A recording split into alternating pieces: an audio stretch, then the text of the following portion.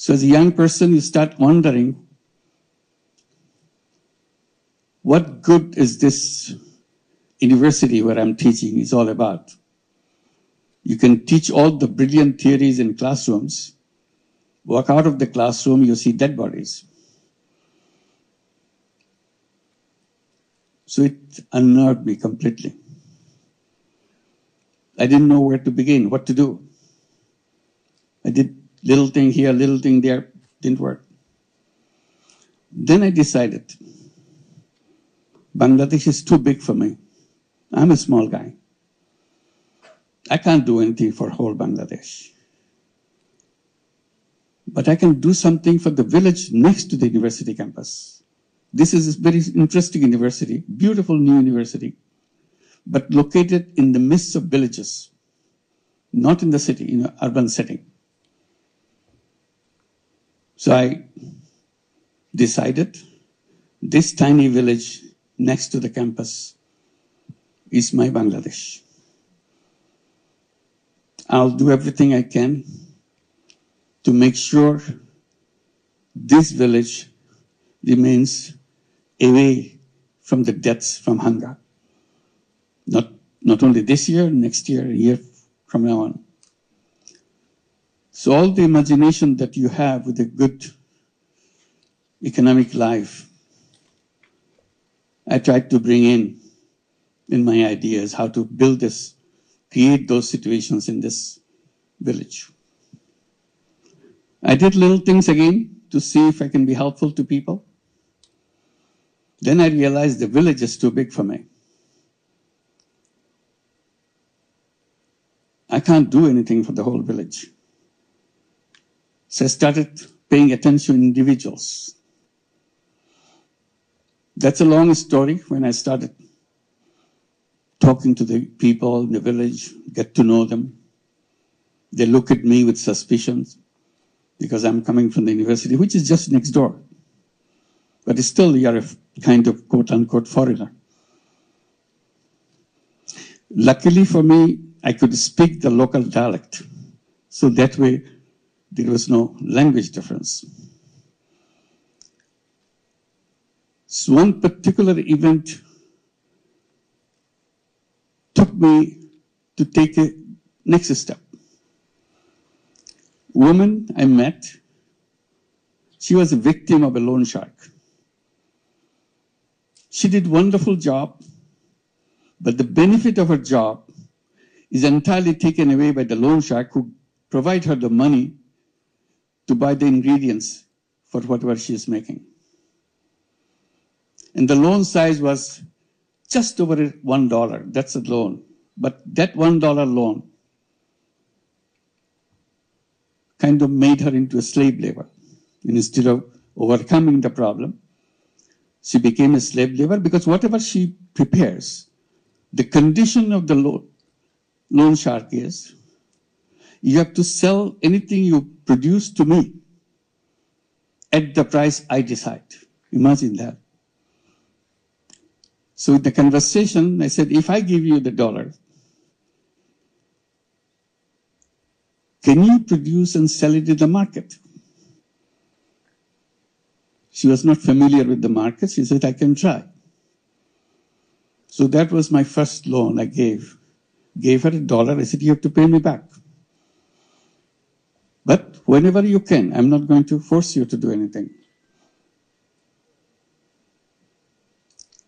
And the results I got from her kind of made me think, if $1 can do such a thing, why don't I do more? And I still have lots of money in my pocket. I'm coming from the United States. I was teaching there for several years. My pockets are full with dollar. So that was the beginning. And it led to step by step, not only just lending money, but raising questions, fundamental questions.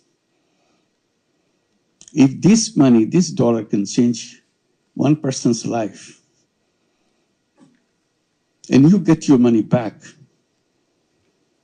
why don't we do more? I go to the bank in the campus. It's a newly built campus, newly built banking offices. I talked to the manager. He said, why don't you lend money to the people, poor people in the village? He was shocked. He simply argued, bank cannot lend money to poor people. They argued and argued. Nothing changed. I said, you know what?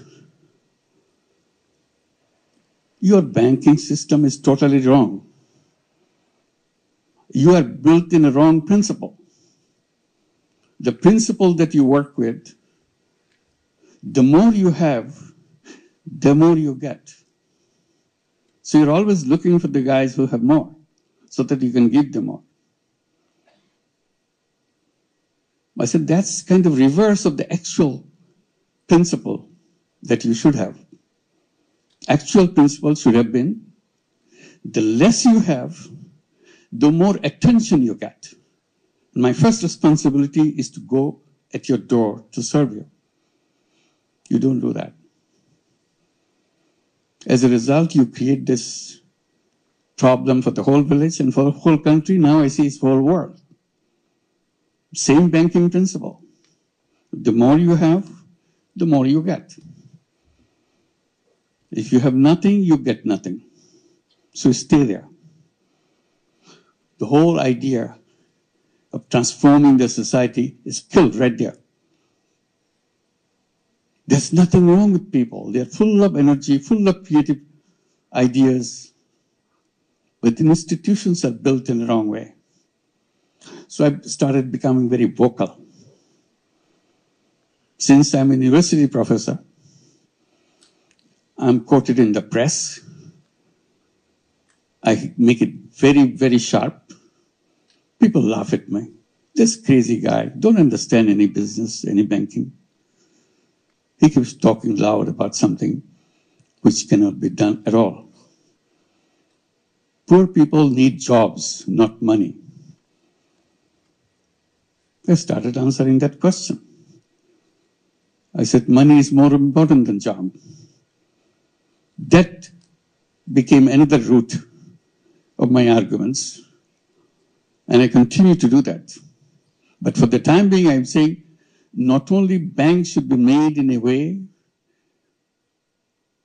that you should be focusing, started doing business at the bottom first and then gradually move up. To make it more focused, I started saying not only credit is important, it should be considered as a human right. People say, what bank loan has got to do with human rights? I said everything.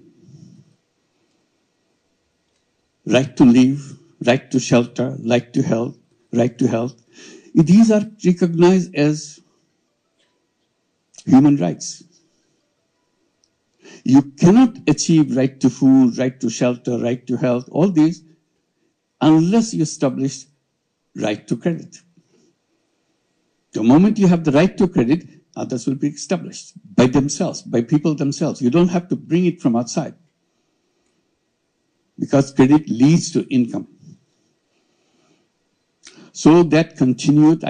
I said, since bank doesn't give the money, why don't I create my own bank? So that is another route. We started with that $1 loan.